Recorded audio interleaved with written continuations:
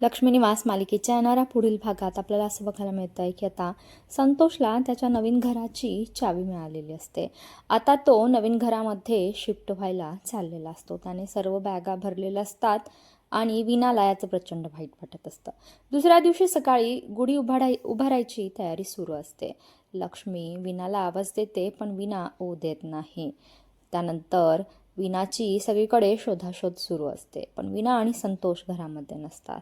ज्यावेळेस संतोष घरामध्ये येतो त्यावेळेस त्याच्या हातामध्ये बॅग असते आणि नवीन घराची पाटीसुद्धा असते आणि ती पाटी आता लक्ष्मीच्या हातामध्ये पडते आणि मग घरातल्यांना धक्का बसतोय की संतोषने आता स्वतःचं वेगळं घर बांधलेलं आहे.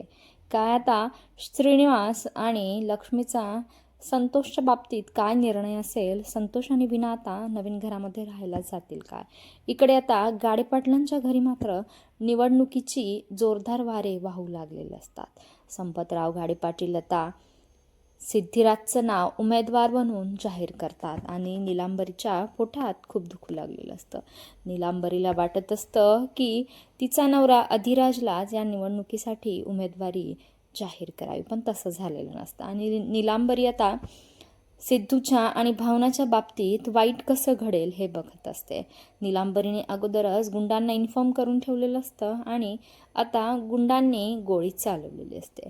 काय ही गोळी आता सिद्धूला लागेल का आणि सिद्धूचा जीव धोक्यात येईल का, हे पाहणं खूप रंजक ठरणार आहे.